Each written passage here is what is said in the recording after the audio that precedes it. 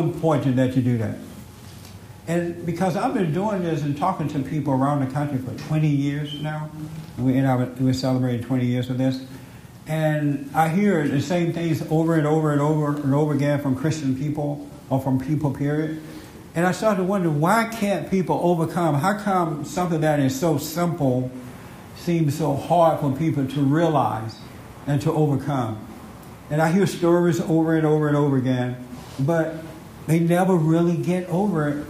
And I started wondering why, and I think I know why now, and maybe I'm wrong, but I want to open an honest discussion about it today to see if I'm wrong about it.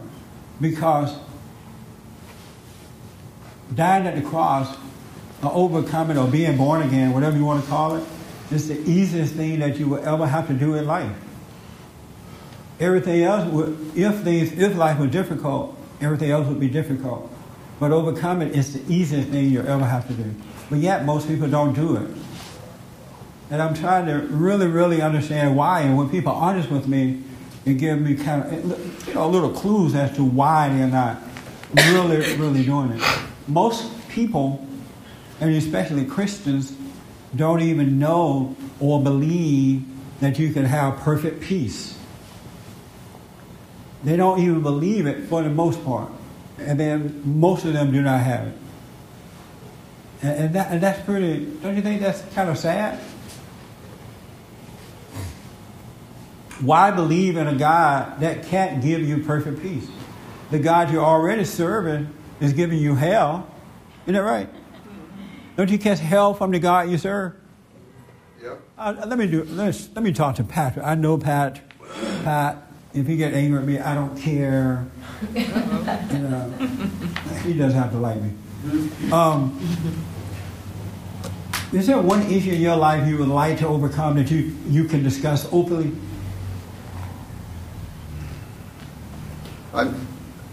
Generically, I would like to overcome the issue of anger. Holding anger. Right. And what brings your anger up? What allows you to know that you have this anger?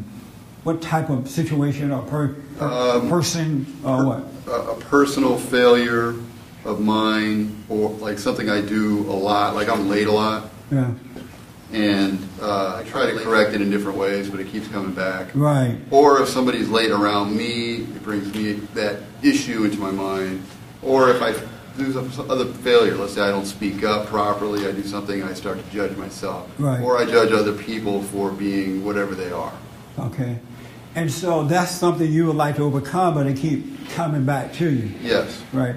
And so, and the way you know that is there because you feel it in here, right? I feel it in my heart right here. My actual human heart, I feel it burn in my heart. You can feel the anger or something. Yes, I do.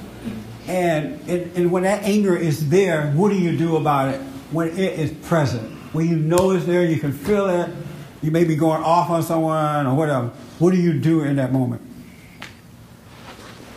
Sometimes nothing, but more likely if it's bad enough.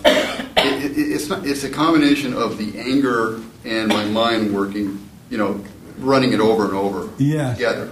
The mind is busy when the anger is present. Yeah, so, anger gets bad enough, I tend to do something else. At some point, I try to stick with it at a certain point. Right. And it'll just be there. It's kind of like an unwelcome house guest or something. You wake up in the morning, it's still there. They haven't left yet. Yeah. It's just there, and I think at a certain point I'll do something, or maybe quicker. I'll do something. To avoid it, to eat or somehow get my mind off of the anger. And how do you feel about having that anger when you have it there? I don't like it. You don't like having it. I don't like it, and it almost like it. It's a double problem because it's there and then it's kind of angers me that it's there. Yeah.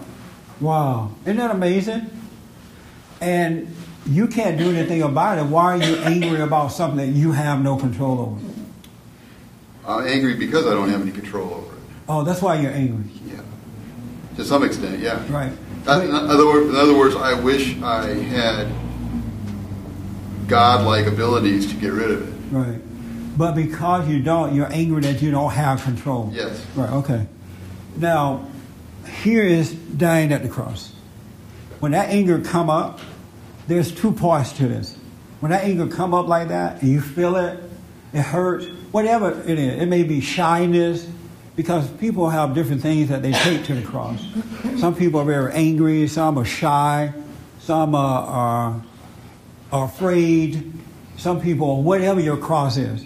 Sex addicts, alcoholics, liars, whatever our cross is, right? When that thing come up inside of you and you are aware that it's there, the way you let it die is that you got to let it be. You got to really just let it be, and don't judge it, don't like it or dislike it. Because liking it, the feeling that you have of insecurity or whatever it is, liking it or disliking it is judging it. And when you're judging it, God is not going to do anything about it. Your father, the devil, will, because you're on one or the other. You're not on your own. You're not out there floating by yourself. You're serving one or the other. And so when you're getting angry about what you feel, whether shyness or inability to speak up or whatever it is, then your God, the devil, is serving it for you. He's helping you with it. But if you cannot judge it, just feel it, do nothing about it, then you're going to lay it down at the cross. But here's the cross situation. 21 years ago, I'm sitting and praying because I wanted to overcome. And God allowed me to see in a way that I had never seen before. He awakened something in me that causes me to see these things I need to overcome. And so when those things rise up in me, because I can see it, not with my physical eye and not because somebody told me to be aware of it, there's another way of seeing it. It is by the light of God, the consciousness of God, the mind of God, right?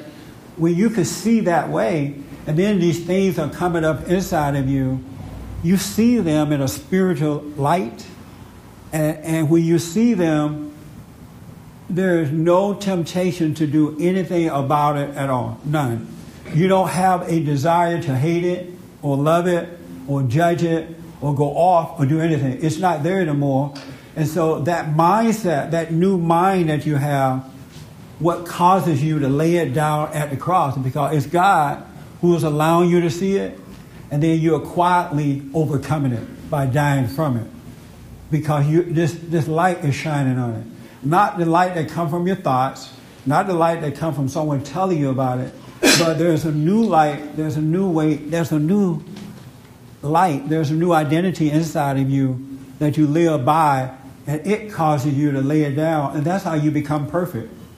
Because you're seeing these things as they're coming up. You're doing nothing about it. You're not judging yourself. You're not blaming the person that helped to bring it up. And by not doing that, it's dying at the cross. You're laying down that old, devil, evil, prideful nature. And that's what Christ did. For more information or to purchase a copy of this show, visit us on the web at www.bondinfo.org or call 1-800-411-BOND.